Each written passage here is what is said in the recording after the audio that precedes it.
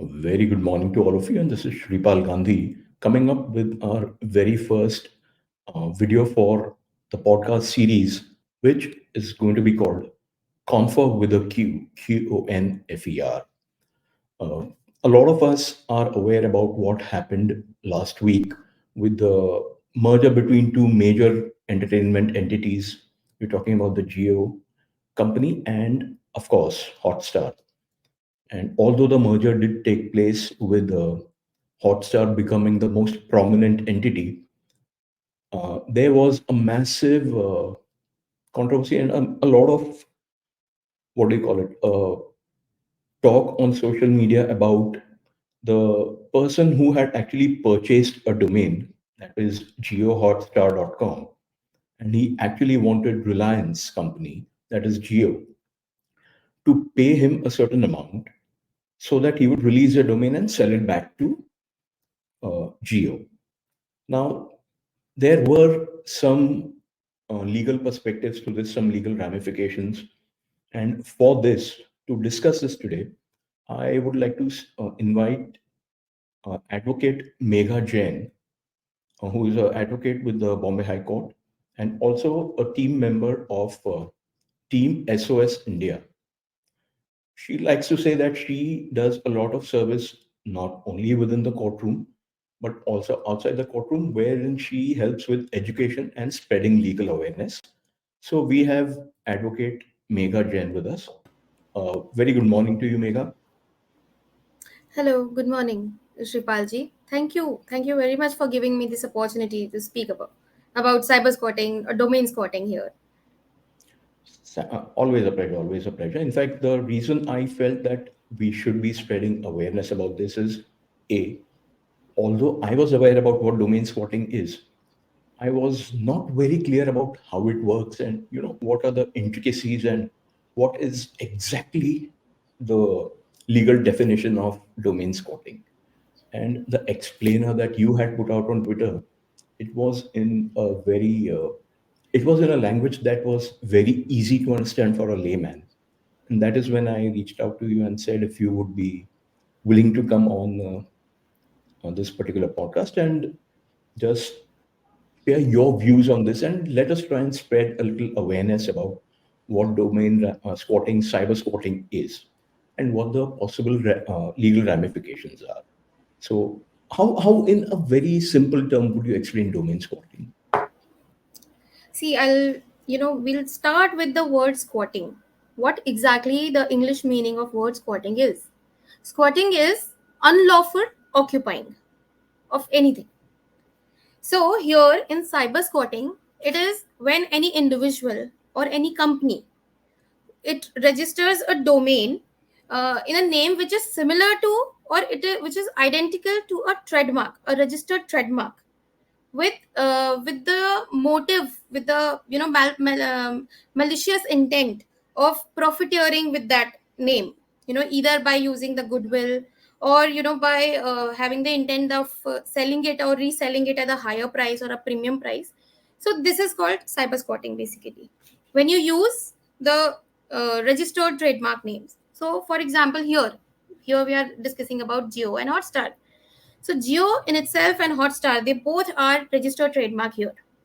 And the person who had registered Geo Hotstar with the intent, with the clear intent to profit, to fund his education. So there's a malified intention over here, and this is why it is called cyber squatting. So, it is the intent behind the booking that is not exactly legal, and it is not the very No, purchase that you are saying, which is yeah. So basically, illegal. again, there's a yeah. So there is one more thing when we're talking about Indian perspective. Here in India, cyber squatting is not actually, it is prohibited or punishable, at least not in India. It is not any crime, but a domain is a uh, registered in trademark under section 29 of Trademarks Act 1999. Using a domain name is punishable. It amounts to infringement of trademark basically. Okay. so so So so now, so one thing. sorry, yeah. Yeah. So cyber squatting is proved when a trademark is registered with the intent of profiteering or any malified intent. So intention plays a very important role here. Correct. Now, I have two questions on this. Hypothetically speaking, if at all the domain or maybe the entity Geo did not have a trademark or it was not even registered, hypothetically, or Hotstar was not registered, would it still amount to cyber squatting? That is one thing. No. Huh. It would not. Yeah. No, And the it would second not. thing is there's a small there's in fact a lot of information floating out there which is in the gray area about what a TM is, what a C is, a C in a circle that we say Oh. copyright. And there's also the R, that is we say registered. So uh, what is the role that these play when it comes to cyber spotting? How are the two interrelated? Related? See, cyber squatting comes when the registered trademark is used as a domain. See, these days, initially internet was not important, but now internet is so important for a business that any work is done through uh, using internet as a channel. So when anyone uses any trademark which is registered, any trademark can be any name, any symbol, or anything which gives a recognition to a brand or a name of a company or whatever. So when that is used by some other person with the intent of profiteering out of it, or with the intent, it confuses people. See what happens when you prepare a when you purchase or register a domain, even if it is a illegal one, illegal or other what we say it. For example, there is a Google. Google is there. There is a typo. What do you call it? Typo squatting, which is where a domain are bought with a typographical error. So Google में Google instead of L they write one. So Oh, it correct. becomes similar to it, you know, but it is not actually Google. So what happens? It is Hmm. more like per click. If there are many visits on that, you'll get advertisements and you can earn profit out of it or earn income out of it. So All this right. is how cyber squatting comes into picture. Again, it is like confusing people and imitating other brand or anything, and to earn profit or advantage, undue advantage of it. Interesting. Now, that brings me to one more question here. Most of the websites, since I am myself from this particular line, I am into digital media per se. I've made a lot of websites in the past.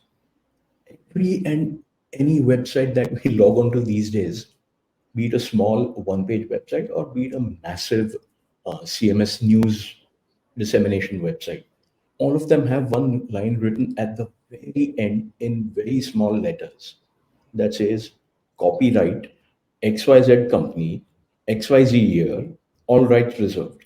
I mean, does that hold any kind of legal weight out there? Yes, it is. The it says that they are the owner of that particular name or particular website or particular, we call it IPR, it's intellectual property. So that it can be name of a company or brand or any art, it can be art. So this is like they have registered it in their name and it is their property. That is why there's a legal, of course, just like we have a movable or immovable property, there is intellectual property and they have a right of it. That's what they have, that is written over there in a very No, but layman then language, I'm telling. does it hold legal weight in the court of law?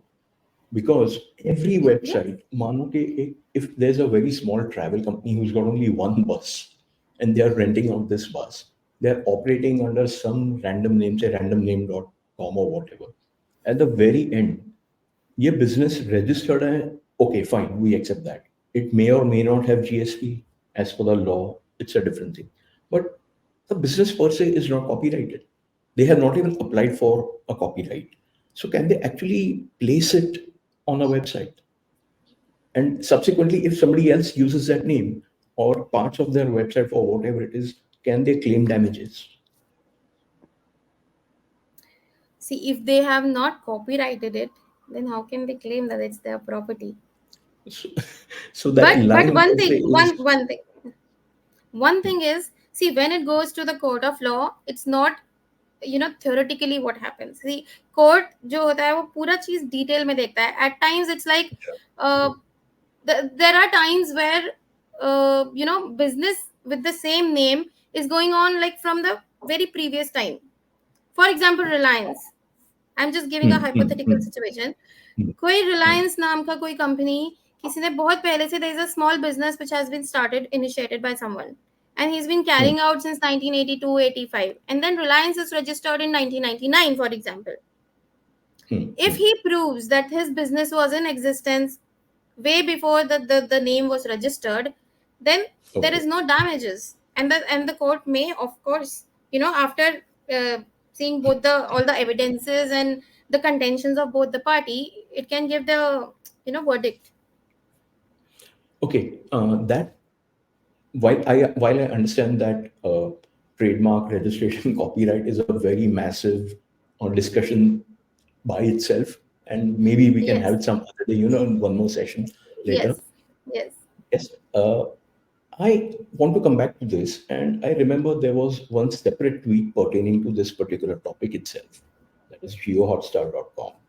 And there was a different person who, sometime in 2011 or 12, it was, that he registered the domain RIL Geo or Geo India, something of the sort. I do not recollect what that domain exactly is, but I am not sure because the domain Geo as a company was launched in 2016, right? So in 2012, if he had purchased this domain, was he could he have legally used it, or could the company, that is Reliance or Geo or whichever the business entity is, sue him and take back the domain from him? Is there any kind of a way that a company can do that? see, again, you're telling me this case of RIL, Geo, and RIL. We have to look again Correct. if, see, RIL is also registered, Hmm, and hmm. Geo, even if it was not into picture, but RIL was there. Yes. So it may not be, and again we have to see the intention. It was just like that. RIL Geo was registered. There was no malicious motive behind it. No intention to profiteer. So I don't think it will be under cyber squatting. But yes, again, you have to prove your points and your contentions before the court, and based on that only, you may have got, that person might have got the name, RIL Geo to use or not. It completely depends on, how you present yourself, how you present the Right. case. Right. Uh, this kind of makes me wonder if this person, whoever bought geohotstar.com, why did he actually go out there and put it out there for the world to know that, yes, I have bought this domain and I'm going to earn so much potentially, or have my study sponsored, whatever the intention was. Had he not put it out there, would this have gone through? That's a if and but scenario. Uh, it's something that we just want to hypothesize, and we will never know, obviously. But it was Exactly. interesting. I mean, you're doing something which, with malicious, obvious malicious intent, And you and are you are even, even declaring it. accepting it, Exactly. admitting it is So there, that I'm doing it to fund my education. correct. And that is in itself very, I found it to be really amusing at that time. But if you're aware about the latest development about the same domain, now evidently it has been sold to some third party. And today, if we open geohotstar.com, a particular page pops up that says it speaks about two kids and who actually want to use this domain to spread the activities that they do. So, just what exactly is going on here? See, again, I tell you, see, there are two things. Domain may, there is always .com, .in, or something like this, right? So jurisdiction actually plays no role here. About this only, people were saying, "Ki now it has gone to Dubai. The two kids are from Dubai and they have purchases. Now what Yes. will happen?" So Correct. here jurisdiction does not play any much role here. Since it is .com, it will go to a body which is called it's a uniform. Let me just it's UDNDR. It's Uniform Domain Name Dispute Resolution. So here Right. Right. it is a body where arbitration process, where the remedy is either cancellation or transfer of the domain, and there is no Okay. monetary benefits or damages here. It is just you go there, you present what the dispute is. You have to prove that you have your trademark is registered in your country or wherever. You have to prove it, and you of course have to prove that the other party has done it with the malicious intent, and it is a case of cyber squatting. And then the maximum what will happen is either the transfer of the domain in your name or it will be cancelled. So here I think Geo or Hotstar, Geo, the Reliance, whosoever, they can go to the this UDNP DR, and that this through this arbitration process they can either get it cancelled or transferred in their name. So, from what I understand in this, there is no a penal section defined In anywhere India. In in India. India at least. Okay, so this person was not actually liable for any kind of penal action from the actual register rights holder, right? No, no, no.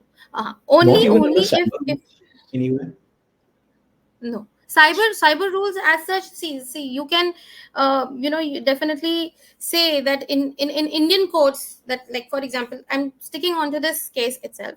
In Indian courts, you can definitely go to the court and say that you have you have to justify that there are damages because of this, and this particular website has caused damages, or there is a trademark infringement. And based on that, and अगर आगे भी कुछ होता है तो इन theft identity theft और इसके अंदर में हम कुछ we can do. There is a provision of identity theft. It was in IPCC, sorry, IPC section 416, and now it's BNS 319.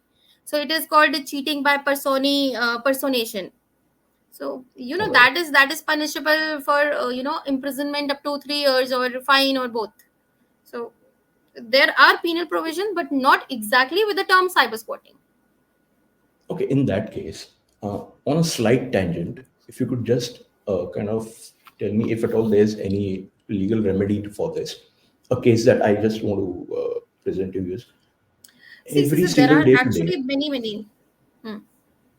Yeah, every yeah, please single day continue. today, maybe your family, you, your father, your parents, my mother, my family, every person we speak to speaks about these fake calls and messages received from various banks and maybe some courier, blah, blah, blah. Uh, the people are very clearly impersonating that particular entity, be it a bank or be it a courier, so whatever it be.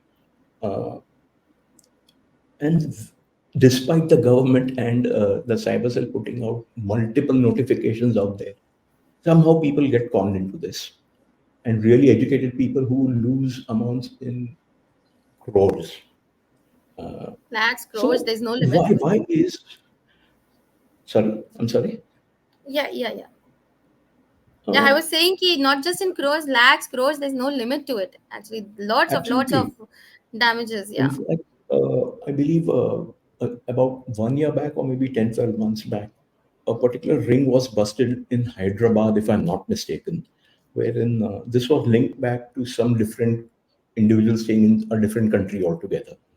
This seems to be a very massive nexus, a very big ring that is operating, which is fine. Police are dealing with it. But I am receiving a call from a person claiming to be from some XYZ bank. So he's impersonating. My question is, apart from the legal part and from the monetary reimbursement redressal, why doesn't that particular banking institution or courier or whatever it be, file any kind of case on unknown persons? Because I'm sure if a case under I think it is section 420. It was in CRPC. I do not know now. Uh, IPC. IPC, I'm sorry, not a lawyer again. Yeah. So, why doesn't the bank or the particular affected institution do that instead of keeping on reimbursing that amount to the person who has been a victim of the cyber fraud? This is See, something worth considering. I literally, I differ here. It is Hmm. not that they don't take any action. They do. There are plenty of, cases. They did. It's like, I'll tell you one example of Amul. It's a very All right. interesting case where Amul in Hmm. itself, it was the victim of cyber squatting. So there All were right. plenty of, I'm just giving you a few examples. Uh, AmulDistributor.com, AmulBoard.com. There were a group of people or some people who had, made use of Amul brand, and some this would call cyber squatting here completely. They bought domain, using the Amul brand, and they even opened the bank account with the name of Amul. And Wow. they ask people for money, that तुम्हें distributorship मिलेगी and you just pay us. So when this came into knowledge of Amul, they put an advisory over their website, and they put a public notice, and they took legal action also. And you see, I think the only thing which can help is the public awareness. I True. Because there are courier companies, they have taken, disclaimer is always there. We don't accept this. We don't accept, everything. Whatever comes to their knowledge, they put over it, and they definitely take legal action, because the goodwill is affected by it. The Exactly. business is affected, so they do. But the people and the cases are इतने सारे हैं वो number में, कि वो शायद उनको पता ही नहीं होता कि क्या क्या हो रहा है. And I think, these big brands have a big team, legal team. They keep seeing their, wherever their name is used, yeah, or there is any trademark infringement or misuse of their goodwill or their name, and this kind of frauds happening, they do take legal actions. But then, very unfortunately, I don't think people are being caught, to be very honest. Uh, Maybe. Apart from Yes. that, one or two rings that have been bust by the police, and I'm sure the police are doing a lot. And being from the IT background and the digital background, I know how tough it can be for the cops also, given the technology available for everybody, not only you, me, and the criminals. This is literally across the board. It is widespread across the board. The use and misuse of technology. It's a very potent weapon, we can say. Uh, And but I having think said that, सबसे ज्यादा hmm, yeah, victims जो please होते go हैं on. ना individual में, I think they're the senior citizens and the kids. Yes. Senior citizens, I think, because they are not very well versed with the technology and Hmm. updates जो होते हैं, they're not very well versed with all these things. And kids, kids, they don't know anything. They just go with the flow. So I think, Tell me about the senior citizen part because uh, almost on a daily basis, I keep telling my mother, you'll receive maybe 1,000 emails a day. Do not click on the emails at all. If you expect something from somebody, click. But if there's an attachment, do not open. And she does that every day. She'll still open it. I just had an argument last night where I told her I've told you to ignore these emails, and yet you do the same thing, and then you say that your phone is not working properly. What do you think is going to happen? uh, and so I not just think the emails, there are, I sorry to interrupt, but there are cases, Facebook, the senior yes. citizens, they have recently, they're now using Facebook and all. They're very fascinated by it. Every link they will share, they will click. And then Yes. this, I even came across, there was a site, DMart, बिल्कुल DMart जैसी थी, एकदम, Mhm. with the same color combination, with the same,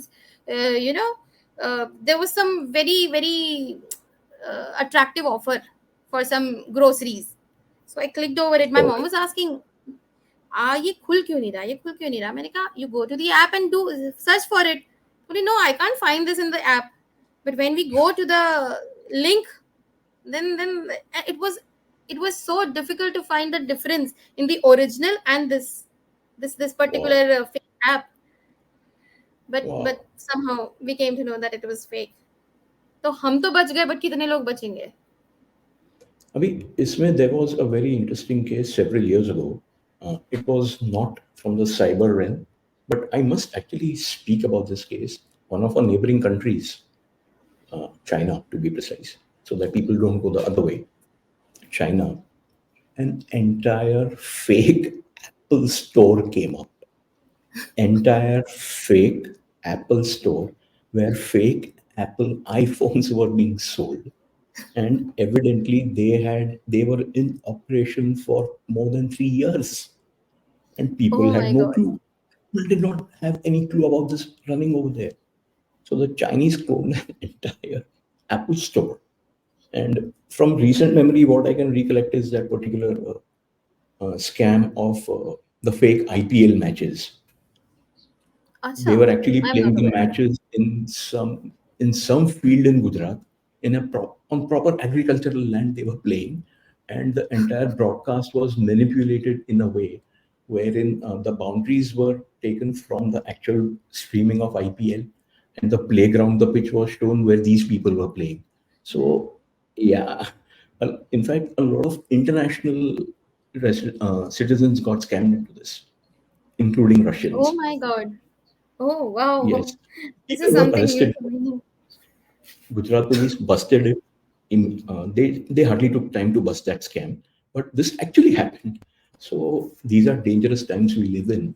So and in fact, just kind of to summarize, not summarize, but to add one more point over here. There have been multiple instances where even though a registered company owns the domain. For example, Reliance, hypothetically, again, they own the domain relianceindia.com.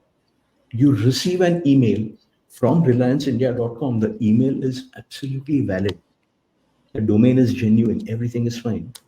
You still receive these emails, and you will feel that, yes, it is the actual company that has sent me an email. You will go ahead and share your information. And ultimately, your identity, your data, your privacy, it is all Gone. exposed. This particular Yes. thing is called domain spoofing. There are ways to do it, but all these web service providers, email service providers, big ones, we're talking about maybe Microsoft, we're talking about Google, they have taken several steps to ensure that spoofing does not happen on these domains, but conditioned to the fact that these records, which are needed for the configuration of anti-spoofing mechanisms to work, the administrator of the domain should implement and add these records as they are required to be added. Now, in several companies, we have seen that there's one person who's doing everything, and he is not always technically sound to take care of all this. And boom, you'll end up with that particular domain being misused somewhere. And then you have legal people coming down to your door saying, ये तो आपके email से आया है. You're like, I have no idea. जितनी भी audit आप चाहे कर लो, कुछ नहीं निकलता, because ultimately the IP address from where the domain, from the email that was sent, is actually not even in India. So, but Yes, all sir. these things, take a uh, Yeah. I'm sorry, you were saying? yeah. I think we got disconnected in between or something for a few seconds. No, maybe, possibly network. You never know. Uh-huh. Yeah, Yeah, you were yeah. saying. So I think we can continue further. Yes, I mean, so basically, overall, all in all, my intention of exchanging these views with you was uh, to spread some awareness out there that what is domain squatting, what are the legal ramifications, and what is a redressal mechanism for the actual copyright holders, these kind of things, And of course, in case you've purchased a domain with whatever intention, good, bad, malicious, whatever, do not put it out on there. You may as well go on the top of a tower, take a bullhorn, and scream to the whole world that, yeah, I purchased this domain with this. There's no need to do that. But rest assured, in all likelihood of cases, uh, there is no real money coming your way in case you booked such domains. There are redressal mechanisms for the actual right holders. They can always knock on the doors of the court of law. And of course, True, true. steps will be as per the law of the land. Right? Right, Correct, Megha, correct. I really appreciate you taking your time from your schedule and having this discussion. And we look forward to having some more interesting discussions about the legal aspects of the cyber world in the future with you. Sure, sure. Thank you so much. Thank you again for giving me this opportunity and this platform. Always, always. Yep. Thank you. Have a good day. You too. Thank you.